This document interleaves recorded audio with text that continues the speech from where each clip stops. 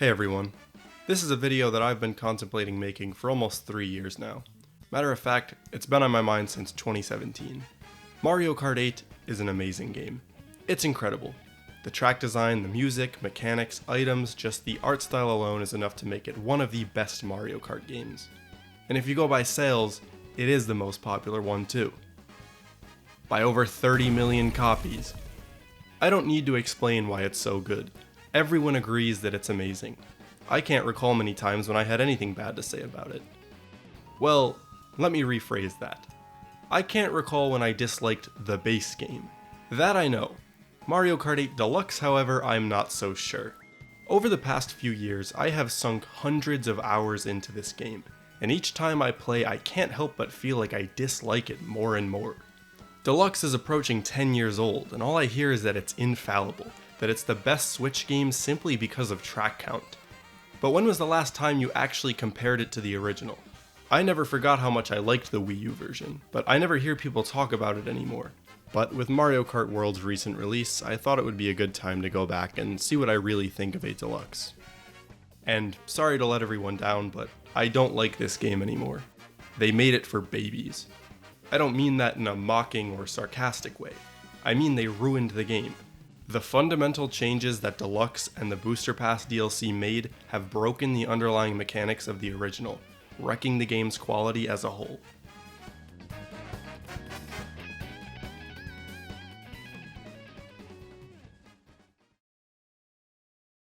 If we're gonna realistically compare both games, I need to give you guys context for the release of each one.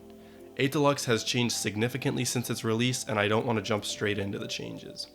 The original Mario Kart 8 for the Wii U, which I will now be referring to as 8U, was a normal progression for the series. It introduced new tracks, new items, physics changes, and most of what you'd expect to see out of a new entry in the series. And it was pretty mind-blowing back in 2014. There used to be this kiosk at my local Target that would always play the Cloud Top Cruise theme, and 2014 me thought it was so cool. It was the first Mario Kart game in HD, and it really looked like Nintendo was going for a modern take on the series. Compared to Mario Kart 7, which felt more like an odd mix of Mario Kart Wii and DS, 8U had a very cohesive design, lending itself to the two main things I remember: fast pacing and a decisive style. In any previous Mario Kart game, there was a similar response to getting hit or falling off the track. If you got hit by a shell, you would basically stop dead in your tracks. If you fell off, you'd have to wait 10 seconds for Lakitu's slow ass to go pick you up. It was very unforgiving, and it's surprising that they never changed this for the first 25 years of the series. 8U, however, completely revamped this system, taking out most of the time spent recovering. You hit a banana, no big deal, you're right back into it. You fell off, all good, Lakitu's got you in an instant. It's fast-paced, and this ultimately was a good decision. It's no longer completely unforgiving, and there's still something to learn from making these mistakes. It's not even just the amount of time it takes to recover. The item rates and mechanics are designed with that pacing in mind. Almost every part of the game is finely tuned around the driving, mechanics, and pacing. In terms of style, 8U made a very decisive choice on how it should look and sound. With it being the first Mario Kart game in HD, it would have been incredibly easy to release an unstylized game that runs in 1080p. But Nintendo went with a more realistic art style and still managed to make it look like a Mario Kart game. There's a real attention to detail in the design, especially with the textures and environments, and that really helps to make the game more immersive. On top of that, there's a fully orchestrated soundtrack, a series first, which works hand in hand with that art style. What I'm trying to get at is that the whole package feels modern, with each individual part of the game working towards that feeling. You could point to any aspect, the tracks, the characters, and in isolation, it would likely be well designed. But when you broaden your scope and look at the entire game, those individual aspects work in tandem to make a completely unique experience for the series. 8U was a step above any previous entry and was easily in contention for being the best one. And beyond the base game was the release of DLC, a concept completely foreign to the previous entries in the series, but one that proved the great design of the base game. The first DLC was a free pack of Mercedes-Benz vehicles. I don't have a clue what prompted them to add these, but it was a pretty funny thing to see Luigi driving an actual car. The next free DLC brought 200cc, a mode that players had been asking for in the series for years. and this completely renewed my interest in the game. Every track could be relearned, new strategies would be developed, online play flourished, and it breathed new life into the competitive scene for the game. And this led to DLC packs 1 and 2, bringing new tracks, vehicles, and characters. These trailers were monumental. To see Nintendo treat one of their most beloved series with respect was amazing. The tracks from the DLC are arguably some of the best in series history, with some consistently showing up in people's top 10. Their design was so detailed, so intricate, and so perfectly tailored to the game's mechanics. This is how you do DLC for a Mario Kart game. Moving into 2017, the Nintendo Switch was quickly approaching, and it was revealed that they would re-release Mario Kart 8 as Mario Kart 8 Deluxe. I welcomed this decision, as Mario Kart 8 was far from dead. In contrast to Mario Kart 7, whose online player base waned off a few months after release, the online Mario Kart 8 community was still thriving. Deluxe also added new mechanics which were very welcomed. A second item slot added new complexities to the items, a completely revamped battle mode fixed the god-awful version from the original game, and the addition of new items further expanded the gameplay. Although they didn't bring back the fake item box. Look right here. Why do you have to taunt me with this? There's clearly space for one more item. 8 Deluxe made minor changes to drastically affect the gameplay, which kept it feeling fresh and not like a blatant cash grab from Nintendo. Now, I don't want to give Nintendo too much credit here because the next few years of the Switch's lifespan really do feel like a blatant cash grab. But it made sense to port it from the Wii U. Considering how low that console's sales were, this port easily tripled the player base, which was the best fiscal decision possible. But for those who still wanted a new experience, Nintendo would deliver in 2019, releasing Mario Kart Tour, a mobile phone entry of the series. I'm not here to get into the details of Tour, as I'd have some pretty harsh words, and I do not have enough time for that in this video, but my TLDR is that Tour had virtually no interesting mechanics, essentially took all steering and driving control away from you, and had some of the worst track design in series history. New York Minute is hands down the worst track in all of Mario Kart. At this point in time, right up to the release of Tour, I still enjoyed Mario Kart 8 Deluxe. It was getting stale, but I didn't have any issues with it that were really worth criticizing, let alone making a video on. I enjoyed the new content, and the game still had some of that balance and fine-tuning that the original had, so I thought it'd be the end of a new Mario Kart for a while. It wouldn't make sense to release a new game on a system that will be replaced in a couple years, so I had moved on to other games. And then one morning in 2022, a Nintendo Direct revealed that there would be 6 new DLC packs for 8 Deluxe. The trailer showing 8 retro tracks that all looked suspiciously like they came from Mario Kart Tour. The track selection was okay, I guess. There were standouts like Coconut Mall, but nobody was asking for Toad Circuit. And there was an immediate disconnect between the art style of the original game and the ones in the trailer. They looked really bad, missing even the most basic things you'd want to see, like reflections on windows. I was pretty skeptical of this release, and for good reason. Make no mistake, I was hyped that we were getting new content, but with tracks looking as boring as they did, I didn't see that same level of respect that was given to the original DLC for 8U. I'm glad they didn't make a full Mario Kart 9 for Switch 1 though. And in hindsight, it makes sense. With the Switch's lifespan looking to be a few years longer than previous consoles, the best course of action would have been to renew interest for 8 Deluxe again, and release Mario Kart 9 towards the beginning of the successor console's lifespan. These were thoughts that I made clear in a submission to Game Informer magazine, which was lucky enough to be featured. And to whoever wrote this response, hi. I just wanted to let you know that you were wrong. You were completely wrong. But I kept silent. I didn't write back, I didn't say anything. And I got to sit back and laugh as your publication was canceled. So tell me, who's the real loser? Over the next year and a half, the 6 waves of DLC would release, each one slightly improving on the last. We'd see slightly better track choice, an extremely minor, almost negligible change in art style, and the addition of new characters. Welcome changes, although they should have been there from the start. The final few waves definitely did deliver, with standout tracks like Wii Rainbow Road and DK Summit living up to the standards of the base game. They're not perfect by any means, but if the entire DLC was made with this quality, I probably wouldn't have made this video in the first place. But the lackluster track quality is not the only issue. Along with a few of the DLC waves came changes to the mechanics and meta of the game. Changes that not only ruined the decisive design choices of the original, but made the game more accessible to a casual audience, at the expense, in my opinion, of a more competitive playstyle. In essence, they made the game for babies. So now that we have some context, I'd like to go over the major changes between versions of the game. Some being good, others not so much. The tracks in 8U are some of the most polished and innovative that we've seen in the entire series. Tracks built around a fundamental understanding of the game's mechanics, and executed with a level of detail completely unseen in the previous games.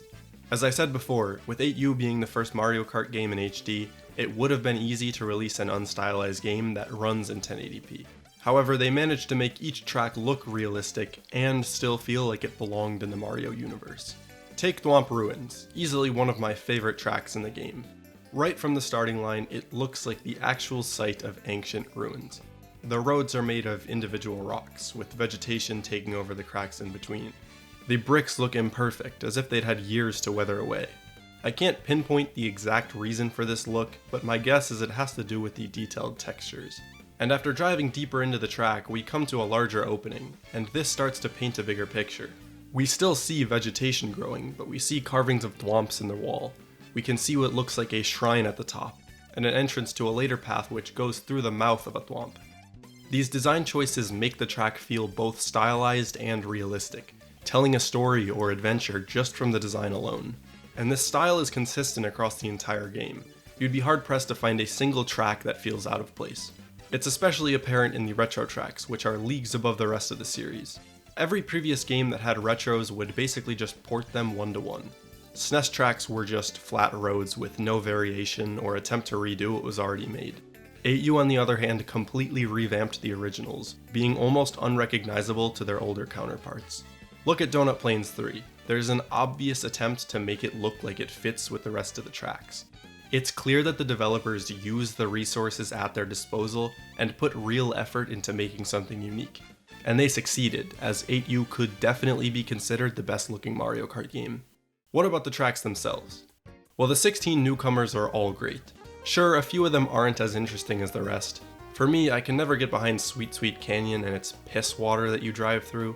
I also think Rainbow Road could have done so much more, but out of the entire lineup, I never disliked any of them.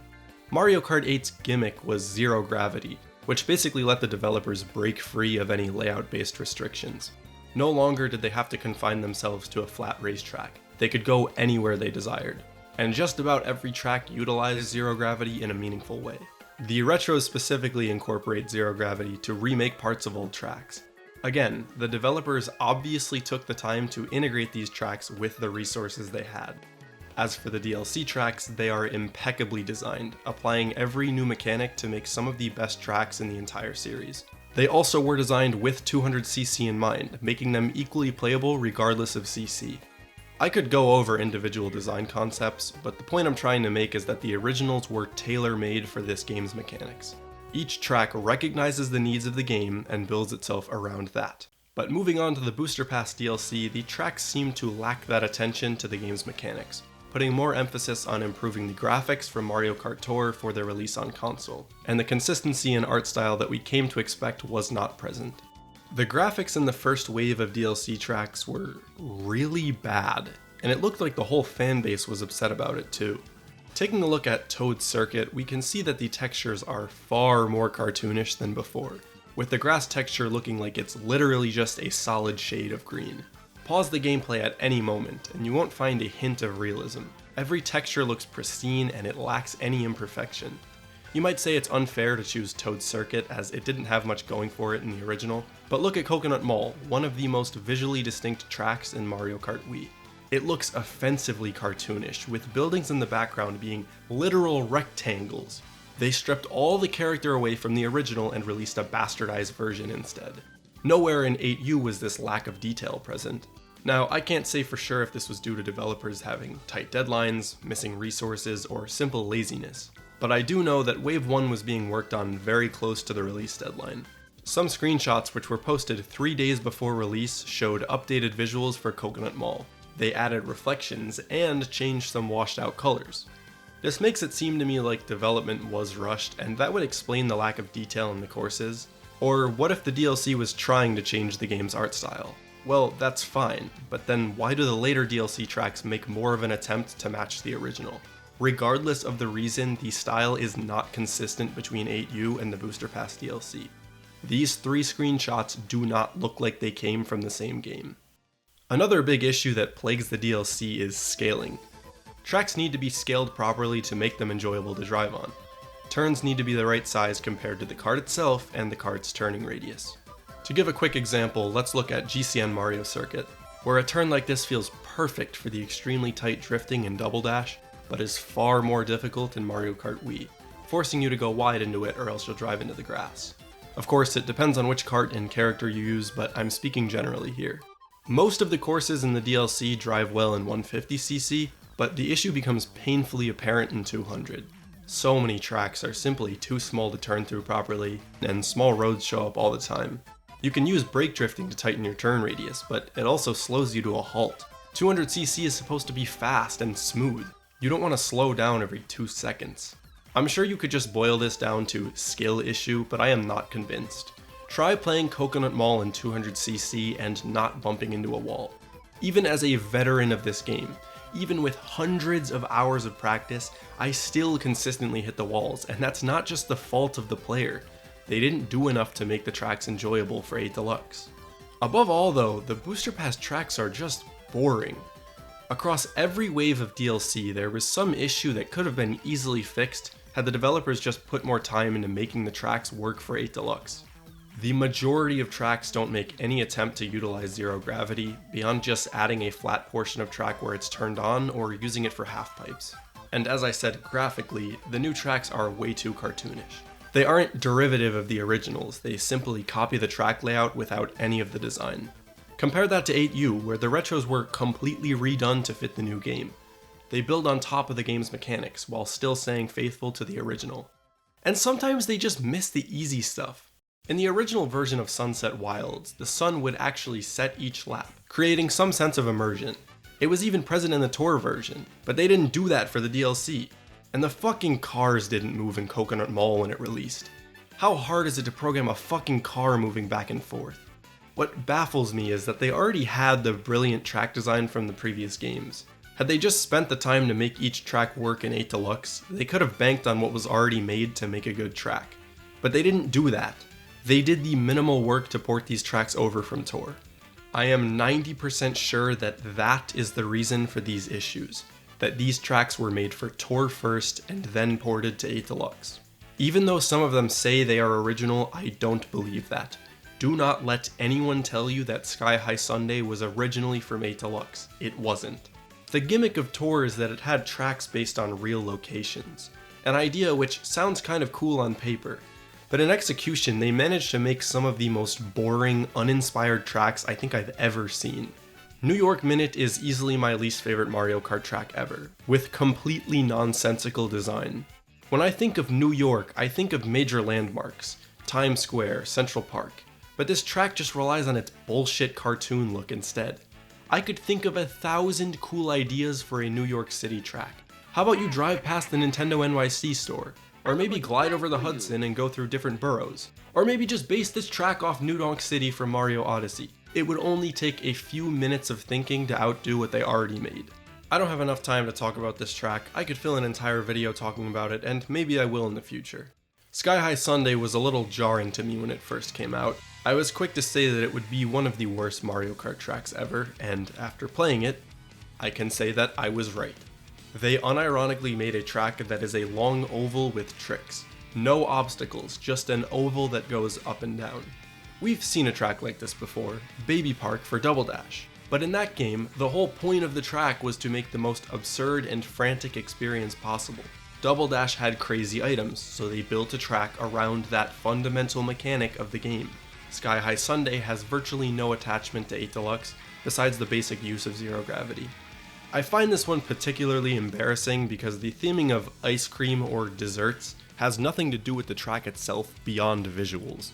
They added these storefronts that just say Ice Cafe or Ice Pop, with no allusion to the Mario universe, Mario Kart, or anything beyond the visuals of the track. You could remove the theming and it would feel the exact same. It's lazy, plain, and uninspired. Theming seemed to be a bigger issue with the tour tracks in general. LA Laps features an entire section based on the oil derrick sector of Los Angeles. I get that it's realistic, but it isn't fun to associate oil drilling with Mario Kart. Now you might say, having 48 tracks easily makes up for their quality being subpar, but I wouldn't be so quick to say that. In a game where almost half of the tracks feel uninspired, uninteresting, and are a complete bore to play, I don't think quantity makes up for quality. I'd say the original game had around 80% of its tracks being top tier, being tracks that I consistently enjoyed playing. But for 8 Deluxe, that percentage drops to around 50. My bottom line is that the Booster Pass DLC completely ruined the all-star lineup of tracks from the original game, and no quantity of subpar tracks can make up for that. The DLC bears no tie to the base game and ruins any semblance of consistency between tracks. Now, let's move on to... I'd say that items are equally important to track design for a Mario Kart game. Tracks are tracks, and they don't change. Even if parts of a map change, like falling ground or moving cars, once you learn the lines you should take, there isn't really much left to do. You can practice to get faster on those lines, but that's it. However, if you add items into the mix, knowing lines is no longer enough. Drop one banana on the main line and you'll need to take a different one. Put a fake item box in a shortcut and you'll need to make a split-second decision on which path to take. Throw in all the other items and you have a completely different game. To put it simply, you have time trials and you have versus races. For 8U, the devs changed one of the most fundamental mechanics of Mario Kart items. Items are no longer based on position, but are now based on distance from first place. If first place manages to gain an enormous lead, higher positions are much more likely to pull powerful items like red shells or mushrooms, instead of coins or green shells. A drastic change like this might sound like it'd be jarring or ruin the item balance established by the previous games, but it's integrated well. It's really difficult to build a giant lead, and if you do, the items are balanced well enough that you won't get bombarded by high-end ones. Looking at the individual items, they certainly weren't perfect. While I wouldn't call any of the item roster subpar, I wouldn't say that any of them stand out either. All of the essentials return, except for one, but the new items are just standard and don't do anything that notable. The boomerang flower can be thrown 3 times, backwards or forwards, and it'll return to you the first 2 times. If you pick up an item after you throw it though, you won't get it back. The Crazy 8 is just the Lucky 7 from Mario Kart 7, but with the addition of a coin. Who cares? The Piranha Plant gives players immunity from some items, or it could also be used to give a quick speed boost. Oh, but Getty, the Piranha Plant was in Mario Kart Arcade, it's not a new item, piss off. And finally, the Super Horn will destroy items or players within a radius of your cart, including blue shells. It's possible to pull it in first place, which you might say is unbalanced, but I disagree. The item is pretty rare, only a 5% chance of pulling it in first place, depending on the mode, making it a risk to go for. You'll have to constantly juggle item boxes to look for it, potentially leaving you vulnerable to oncoming items. Remember, the original only had 1 item slot, so if you threw your item, you wouldn't have another ready to go. Fun fact, you can't dodge a shock with a Super Horn. I don't even know if that's common knowledge, I've just been wanting to tell people that for years. As for the returning items, they function more or less the same as they would in previous entries, but as the underlying engine and mechanics change between games, items see different use. A red shell in Mario Kart Wii is completely different from a red shell in Mario Kart 8. Again, let's go through the major changes and the ones that will be important as we look at 8 Deluxe. Let me reiterate, there is only 1 item slot. Do not forget that until we get to 8 Deluxe. Coins are hated on. Maybe not too much. From a casual standpoint, coins don't really serve a significant purpose. Obviously you go faster as you collect more coins, but a lot of the casual players I see don't really process that. They'll get a coin from an item box and say, "This item sucks, I can't dodge anything with it." From a more competitive standpoint, holding a coin can be a viable strategy. You can use it directly after getting hit to gain back any coins you lost. Like I said earlier though, with the ability to get protection items like shells, bananas, or even a super horn in first place, it's hard to argue that coins have more use than other items. Mushrooms themselves haven't changed, but their effectiveness has changed in the context of other items. With the addition of coins, the difference between mushrooming with 0 coins and driving at full speed with 10 coins is not as big as you'd expect. With max coins, you are roughly 7% faster than if you had none. A mushroom makes you 17% faster than your base speed. This means that any time you have a low amount of coins, a mushroom isn't as helpful as you might think if the other racers have coins. Of course, this isn't really the fault of the game and is more the player's fault for not having coins. However, this will be relevant once we get to 8 Deluxe. One of my favorite parts of the previous Mario Kart games is that red shells weren't free. In Mario Kart Wii, you could throw a red shell in Bowser Castle 3, and it would just immediately hit the wall. You had to know when and where to use them, otherwise they'd be no better than a green shell. But this cuts both ways. As the target of a red shell, you could exploit the fact that they follow you too closely. If you take a turn tight enough, it'll just hit the wall instead of you. Red shells were a skillful item that rewarded players who changed their playstyle to use or dodge them. In Double Dash, you could dodge a red shell if you mini-turbo at just the right time. Again, it requires skill, but rewards players who take risks. In 8U, however, the skill has been significantly reduced. Red shells are really good in this game, and they're almost guaranteed to hit. They no longer blindly follow the racer, instead they follow a set path until it gets close enough to actually lock on. This isn't necessarily a bad thing though. You can still dodge red shells, but you have to really utilize corners well to do it. Most of the time you won't be able to, but if things line up, you can have the shell scrape the corner of a wall before you. There's still skill in the item, which I will always prefer over none. The shock has one big point to note, and that's that if you get shocked while gliding, you'll spin out and fall to the ground. This meant that if you had the shock, you could screw over specific people if you used it and they were currently gliding. This is called target shocking for those who don't know, and it's a major part of competitive racing, specifically in clan wars. I like this mechanic as it adds more strategy to an otherwise overpowering item. And that's all I have to say about the items in the original. They're not perfect, but they were enough to leave a positive outlook in my head. It is unfortunate that the items lost some skill, but I was willing to put up with that given what was done right. The item mechanics were integrated well and it showed. Now let's move on to 8 Deluxe. Again, new items, new mechanics, you get it by now. There were 2 big changes in 8 Deluxe, both having a pretty major effect. The first is the addition of a second item slot. I briefly mentioned it before, but to quickly repeat myself, the second item slot completely changes the usage of specific items. In isolation, I think it was a really good idea. It allows more items to be in play at the same time, making a much more frantic experience. Considering how I thought the original's items were a little lackluster, this is a simple way of bringing more energy into the game. In execution though, I think it ends up making things worse. There are so many items in play now, and at times it feels like you just get bombarded. If the goal was to make the items more frantic, it definitely worked, but it came at the expense of the pacing being wrecked. The second major change is a little more nuanced and isn't even fully understood at the time of making this video. In 8U, item distributions were only based on distance from first place. In 8 Deluxe, the probabilities are based on both distance from first place and position. And those probabilities change depending on the item in your first slot. It's needlessly complex, and as far as I know, the exact distributions aren't known. There are estimates which are probably pretty accurate, so I'll be using those for this video. So let's take a look at the changes to the individual items, starting with the return of... The Boo is a really interesting item, returning from Mario Kart DS. You turn invisible for a brief period and you'll steal an item from a high-ranking player.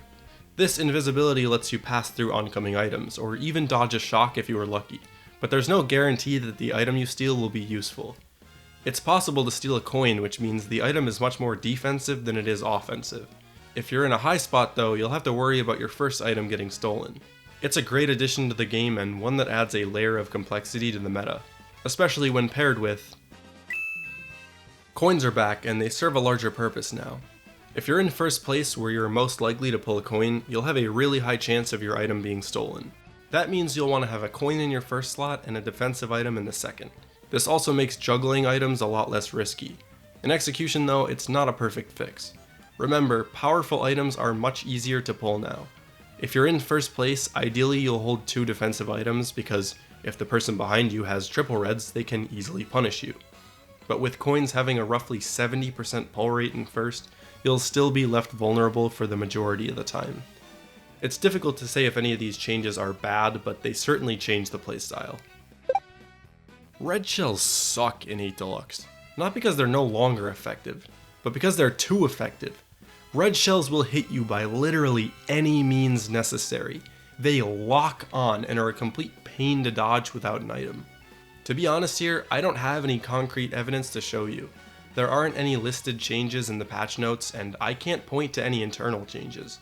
But I am 2000% sure this item is not the same. Since when did red shells turn around to hit you? This completely removes whatever skill was necessary to use them in the original. And of course, since red shells are pulled more often, you can expect to be consistently destroyed by them. The previous issue I had with mushrooms and really all speed items still persists, so race endings where you can barely catch up, despite having a golden mushroom, are still common. On top of that though, speed items in general are just kind of boring. If first place makes even a small breakaway, expect to be flooded with speed items if you're in a lower place. And if everyone has a speed item, then are they even that useful to begin with? A bullet bill is normally helpful because you go faster than other players. If everyone has protection and speed, then it's no longer an advantage. It makes races feel like an absolute slog at times. There's one big change to the shock, and that's that now if you get shocked while gliding, you will continue to glide without spinning out. You'll never have to worry about getting shocked while gliding, and whatever resulting speed loss you face is less impactful. Target shocking is less viable, removing a bit of the competitive meta from the game. You can make the argument that it keeps the pacing fast, but is that always a good thing? If you keep removing all the slowdown you face when getting hit by an item, it makes each item less impactful. It means there's almost no penalty from getting hit, and it removes all the reward of using items in the first place. I could keep going. I could talk about the fact that blue shells appear way too frequently, or that the Crazy 8 is just a glorified star. I could talk about broken item sets and how they ruin the items on some tracks, but I don't need to do any of that. My whole point is that most of the skill and reward from using an item was removed, and while having 2 item slots does add nuance, it is more than cancelled out by the clusterfuck and sheer number of items on the map at any given time. Is it really better to have everyone getting powerful items?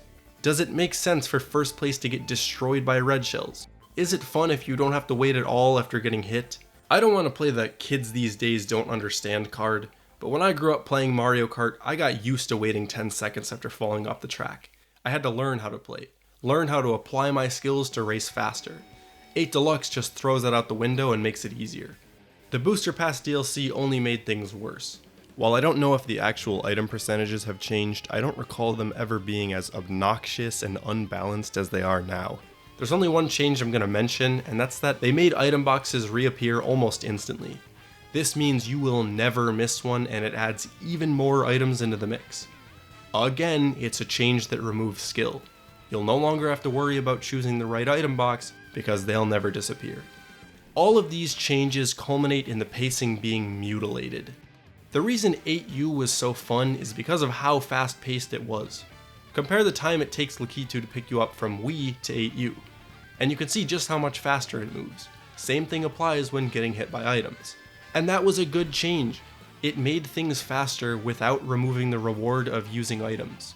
But by increasing the number of items in play for 8 Deluxe, you end up having so many little intervals waiting to recover that it almost cancels out the pacing from the base game.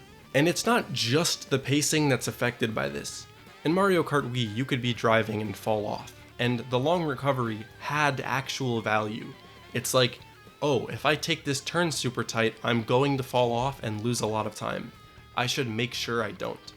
It's frustrating, but it makes it meaningful to progress and get better. In 8 Deluxe though, there's no meaning if you get hit or make a mistake because it happens fucking non-stop. The recovery is so fast, but it just happens too frequently to have any real sense of progression. It's just like, oh, if I take this turn too tight, then I'll just get hit by a red shell, and then another red shell will come, but not actually hit me, and then a third red shell will come, and then a blue shell will come, but I'll just get shocked right before it happens, and then another blue shell comes, and it's like, I was already on the right line to begin with, what can I even do? It sucks. There's no argument for that being better than before. If you want to say that 8 Deluxe is now more fun due to how frantic it is, okay. If you really believe that, then I don't think I can change your mind. But if you ask for my 2 cents, Mario Kart is not supposed to be some game for little pussies who can't learn how to play.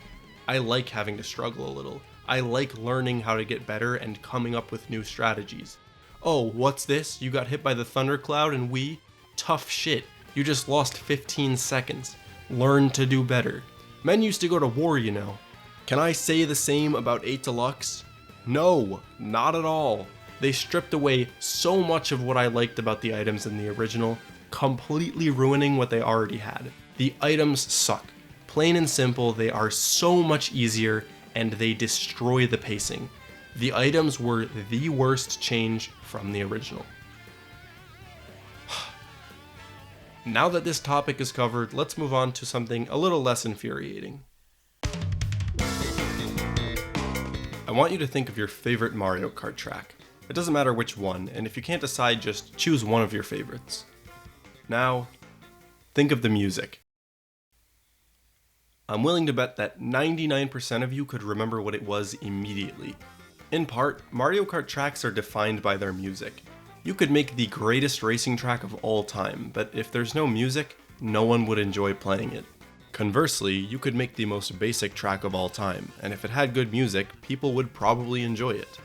The soundtrack has to be memorable, recognizable, music that you could find yourself humming at any time. Every Mario Kart game has that, and you'll have a hard time finding any bad music from the series. 8U's soundtrack is instantly recognizable, largely due to the music being fully orchestrated.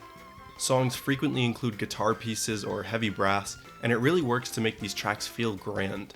Remember when I said that the tracks in the Wii U version feature a level of detail that we hadn't seen in previous games? The music enhances that experience. The soundtrack really feels, for a lack of better words, real, instead of the normal arcade-feeling music that we're used to. I want to stress that neither of these are better than the other.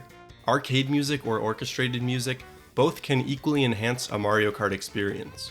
But just as I've been saying, there's an understanding of the tracks and the game as a whole, so the music was built around that. 8U got the music spot on. We then of course got the DLC packs for the Wii U version, and this took the music to a completely new level. The themes have so much life in them and are perfectly built around the tracks themselves. Some personal favorites are Wild Woods and Super Bell Subway. Nintendo even went above and beyond for once and released videos of the band performing these themes. This is so great to see. It's Nintendo caring about one of their best franchises, but it also goes to shine a little more light on the people involved with the music. It's really nice to see actual people with faces performing it.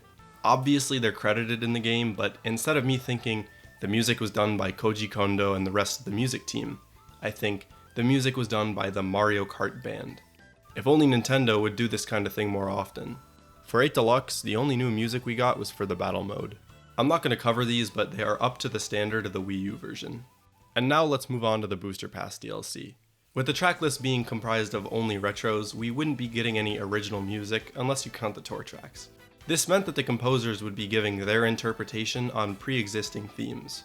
We weren't sure if it would be the Mario Kart band performing the new music, but if the Wii U version was any indication of the quality we'd see, things were looking hopeful. I was pretty excited. I mean, of course people would want to hear new Mario Kart music. I was even excited to hear the music from Tour, as I had stopped playing that game so early on that the only theme I heard was New York Minute. And my final opinion after all the DLC waves released is, well, it's alright, I guess. The soundtrack is hit or miss at best. I wouldn't want to call it bad, as I did enjoy a lot of the music, but some of the choices were just odd, and I don't think much of it held up to the original. First off, the music is still orchestrated. That's great. That makes it seem like they were trying to match the style of the music from the original. Was the music performed by the Mario Kart band though? We don't know! The performers are uncredited. I'm serious, there is no mention of performers in the credits. Anywhere. There is a section for music, but in 8U there was a music section and music performers section. There is no music performers section in the DLC.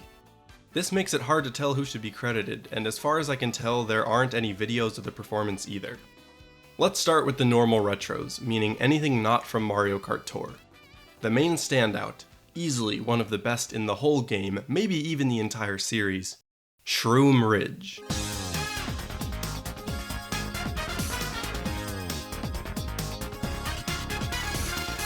And beyond that, there are a lot of themes which did the originals justice while still staying faithful to 8U's style.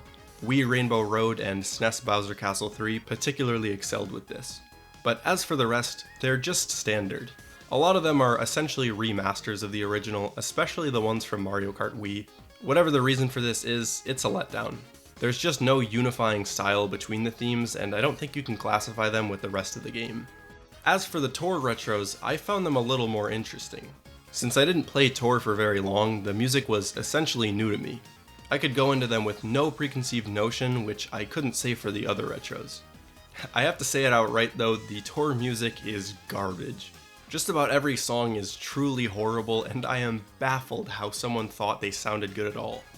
Before I rag on them, there are two-ish songs I'd like to praise. First off, Sydney Sprint, by far the best Tour theme. It's fitting too, because it was the only Tour track I really liked. Second, Paris Promenade. The theme itself doesn't really sound like it belongs in a Mario Kart game, but I think it was one of the only songs to fit with the location that the track was trying to emulate. That's really what the Tour music should have been doing first and foremost, but only 2 or 3 of the themes really hit that mark, with this being the best in my opinion. And third, Los Angeles Laps. Not because the remake sounds good, it actually sounds worse than the original. I just wanted to mention that I really liked the original version. I could really only describe it as penis music. It sounds so weird, but it's really catchy. I especially like the bahs that the chorus makes. The rest of the Tour music has little to no redeeming quality. New York Minute is nonsensically bad. It's actually slightly based on New York, making a nice nod to the jazz roots of the city, but it'd be so much better if they took inspiration from any other style of music that New York City is known for. Rap or hip-hop, for example, would fit much better. Sky High Sunday sounds completely out of place, again, just proving the laziness of that track. London Loop's music sucks, but it actually fits really well because there's nothing good in London or England to begin with. And Rome Avanti does not sound like it belongs in a racing game. It is absurd how bad the fall-off was between Mario Kart 8's music and Mario Kart Tour's, and the fact that the themes were remade doesn't even help because the music was horrible to begin with. The soundtrack as a whole is not bad, but I'd have to go back to what I said about the track design. Sure, 48 new music tracks for a game is great, but it's diluting the score of the original soundtrack, reducing the total percentage of good themes. Maybe they were trying to change the style. Well, if that's the case, I don't think they did a good job at that either. Like I said, it's really hard to pinpoint one style in the DLC music, whereas the original had a very distinct style in both composition and instrument choice. The final question I'd like to pose is, does the music even matter if we're comparing quality between versions? That might sound like an obvious question, but it really depends on your point of view. If you're looking at how fun the game is to play, then the music doesn't really make a significant change. It's not integral to the actual gameplay. Expand the point of view to how fun the whole experience is and it becomes essential. It's not fun to listen to London Loop while you play an already boring track. I'm not trying to say that the music from the DLC is bad, it's completely subjective. But as an experience, I just don't think the DLC music really added anything. So if you compare the versions, the original is clearly better. It's plain and simple, the DLC completely botched what 8U's music had going for it. Next. This final section is going to be different from the others because we're going to talk about something that isn't fully integral to the game itself. The previous sections have been focused on changes that had some objective detriment to the experience or game as a whole, whereas this section is more focused on my experience with a specific subset of gameplay. We're going to talk about the changes in the competitive meta and tech between versions. And before we start, I'd like to say that I would not consider myself to be a pro at Mario Kart 8, regardless of the version. I have never been part of a serious competitive community outside of local tournaments, and I have not spent time specifically practicing to be in those communities. My skill in this game comes solely from a few hundred hours of playtime between versions, and vaguely keeping up with the current meta, tech, and lines. Occasionally I'll time trial a map against the world record to learn the lines, but that's it. The point being, I don't know all the meta and I never have. When I inevitably miss some details or incorrectly apply how to use some tech, that's me giving commentary from my point of view and how I've used it. This isn't supposed to be a comprehensive overview. I personally think I am good at this game and probably could compete in a competitive setting, but that is not the point. I'm just giving my commentary. Enough yapping, let's get into it. 8U's meta mostly focused on speed. One of the best kart combos was a heavy character on the Blue Falcon with slick wheels. This nearly maxed out the speed while still giving you usable mini turbo and acceleration stats. Obviously you'd want a high speed vehicle to go fast, but the reason actually goes beyond that. We want a high speed stat because of 8U's most useful tech, fire hopping. You've probably noticed it if you ever watched world records from 8U, the player constantly jumping after a boost or hopping back and forth. The way it worked was that after any speed boost from an item, trick, or boost pad, jumping back and forth would extend the distance and speed you'd get. It couldn't be used everywhere, but on virtually every straight, flat road, it would give you a small time save. Internally, it worked because there was no speed penalty for jumping, and mini turbo duration was linked to how long you spent in contact with the ground. Combine that with the fact that a higher speed increased the length of the boost, and it's pretty clear to see why that kart combo was chosen. Now it can't be performed on any steep downhills. For that, we'll need the second piece of tech, hop sliding. It's pretty similar to fire hopping, but whenever you go downhill, you're going to want to hop and then briefly slide before repeating it in the opposite direction. Fire hopping is actually slower than normal driving in these cases. We can take this a step further and introduce an even more advanced piece of tech known as demon sliding. This was way beyond my skill level, but it's essentially a faster execution of hop sliding used after a boost runs out. It works internally for some reason, I don't know. And finally, we'd see the return of the normal tech from previous games. Delayed drifting, soft drifting, spin drifting, kind of, late and early tricks, low tricks, motion steering, and so on. I don't feel like explaining each of these, so if you're interested, pause the video right now. All of these techniques combine to make a really rhythmic style of play. They require some aspect of timing and are often held out for a few seconds. So when you get them down, you can almost just zone out and let your head play for you. They also forced you to make split-second decisions. At any moment, you have a few options for drifting and have to make the best choice in a fraction of a second. This happens to be one of my favorite types of tech in racing games. Ones that require you to understand each mechanic thoroughly and make a split-second choice on which to use. It's nowhere near as good as Mario Kart Wii in this regard, but I really enjoy it. As a whole, the tech in 8U fits really well with the rest of the game's mechanics. Maybe I'm getting a bit abstract here, but I actually like how the game's lighter use of items combines with a pretty limited set of techniques. Items are pretty weak, all things considered, and getting hit by one banana isn't really a big setback. This means that the most important part of a race is knowing lines and how to steer. If there was better, potentially broken tech in the game, it could completely throw off the balance we'd expect to see. However, with only a few choices of tech, and all of them giving small time saves, that balance is still maintained and the tech has pretty similar weight to item usage. It might make the races in 8U a little bit more dull, but as an experience I think it's meaningful to have consistently fun skill-based racing. Now, none of the tech that we've discussed thus far has been intended. We know this because all of it was wiped for the release of 8DX. Yeah, they patched all of it. What does that leave us with? Well, we still have most of the tricks from the older games that I mentioned. Low tricks, soft drifting, etc. That's good to see, but without any major tech, we're going to be in a bad spot. Luckily, there are a few new additions that were discovered, along with changes to the actual meta. And note that I'm referring to the current version of the game released after the Booster Pass DLC, not the original version of 8 Deluxe. The first big change is that we no longer want to focus on speed.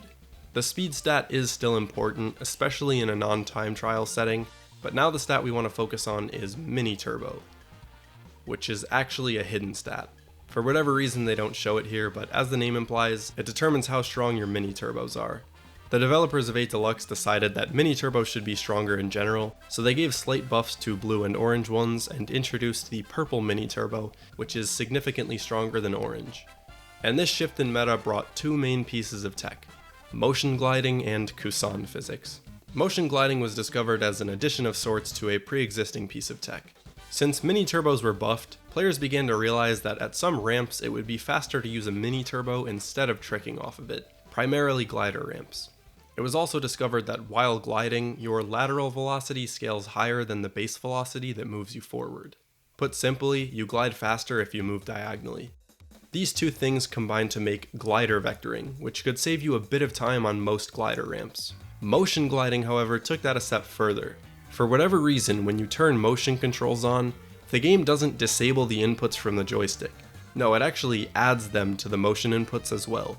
This means that if you hold your joystick in the same direction you turn the controller, you'll turn with a crazy angle, your racer literally flying on their side. Combine that with glider vectoring and you can find large time saves at almost any glider ramp. The second set of tech is known as Kusan physics. Discovered by a prominent player in the community named Kusan, it essentially exploits the game's physics to provide very slight time saves on specific ramps. The best explanation I can give for it is that if you trick and land in a drift, you can hop when the boost runs out for a slight speed boost. I don't have a clue why it works internally, but it can be used in different situations. There really isn't much visual feedback, but it can be the difference between winning and losing, specifically if there's a trickable surface at the end of a race. And as far as I know, that's all the major tech in this game. I will at least say that I think Kusan physics are cool and add some variety to the lines you might take, but I was disappointed to see how little tech there was. That's not to say that 8U had much more, but I personally found it much more meaningful to apply and master. There's a pretty big distinction between the tech in each game, and I think that has to come down to when you apply it. With motion gliding, there is never a downside to using it. At just about every glider ramp, it saves half a second or so from just flying straight. So the technique essentially replaces normal gliding to begin with. There's no deciding whether or not I should use it based on the surroundings. There just isn't any time when it would make sense not to. Kusan physics face the same issue, where most lines that would benefit from it can always apply it, without having to make a decision. Compare that to fire hopping, where the choice of using it or not is heavily dependent on who's around you, the items on the track, or other obstacles. There are constant choices you have to make on what style of drifting you should use, and I think that's just infinitely more enjoyable than what 8DX has to offer. Obviously this is subjective, but I think 8U beats 8DX any day of the week in this regard. Of course, a lot of this tech is really only catered towards the competitive community, and you might say that it doesn't matter in either game since the majority of players are casual, but I don't think that's fair. It's still worse than 8 Deluxe, so regardless of how many players are affected by it, it does make a difference. In Nintendo's ideal world, there would be no tech, and the game would just have the fundamental mechanics. But I'm willing to bet that the time trial community would go pretty stagnant early on if there weren't tricks. Maybe it's not important for a casual player, but as a whole I think this is another flop from 8DX. And with that, I've covered just about everything I wanted to between the games. I wanted to hit on every note that I think defines an arcade racing game, and I'd say that I covered enough to get my thoughts out. There are some things which I didn't mention, for various reasons. Many changes were simply too surface level to talk about and barely contributed to either side of the argument, or other features were largely unchanged between versions. I didn't bring up 200cc balancing, nor did I mention changes to gliding. I could keep going, but at that point I'd just be beating a dead horse, and this video is getting too long as is.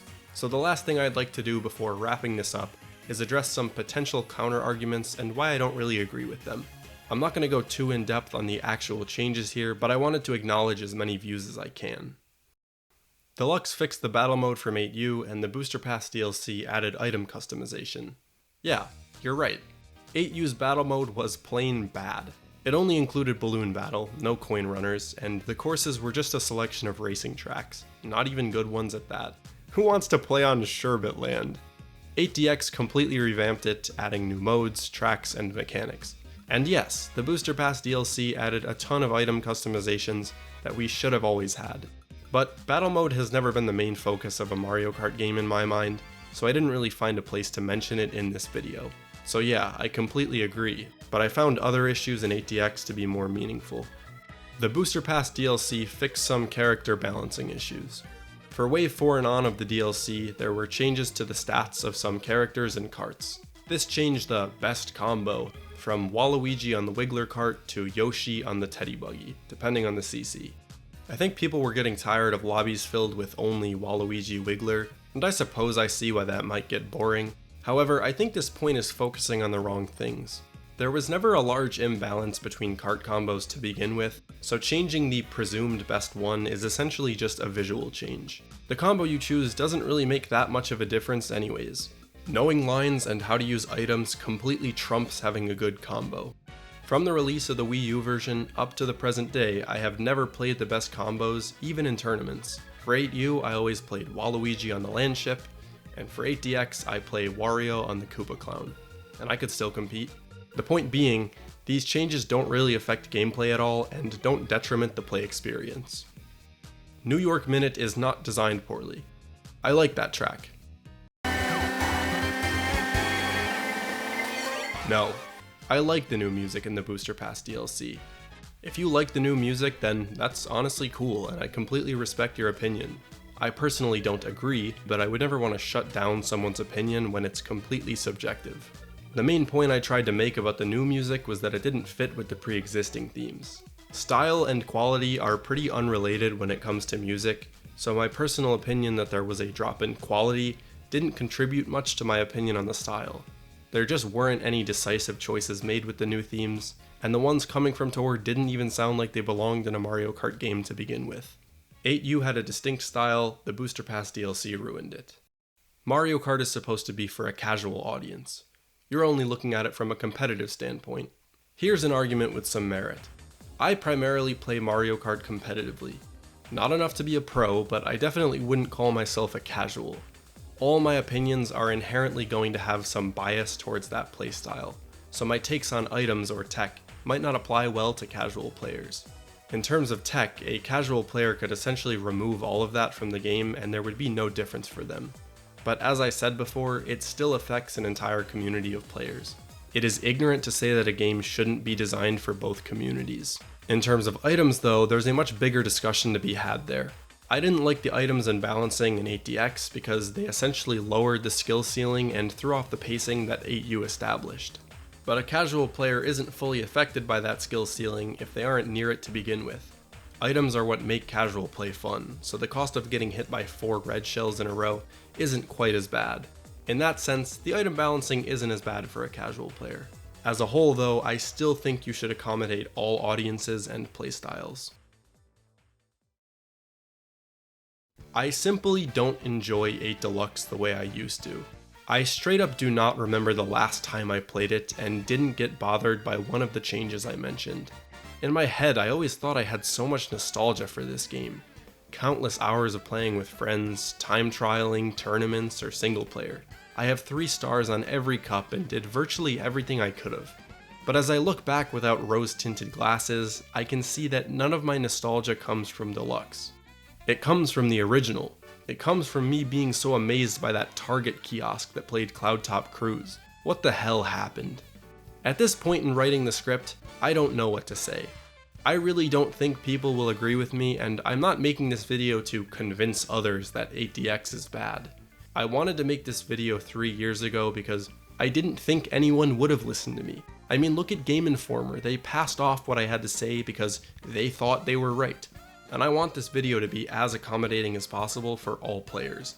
I went as far as to include an entire section on counterarguments, literally making this script less concise because I don't want people to argue about which opinion is correct. I just want to bring attention to 8U, and above that, why we enjoy Mario Kart games to begin with. That's my piece. And let's not forget that Mario Kart World added a burger item. Yeah, that's right, they added a burger. They added a burger. They also added milk. There's cheeseburgers in this game? What's the best game I've ever played?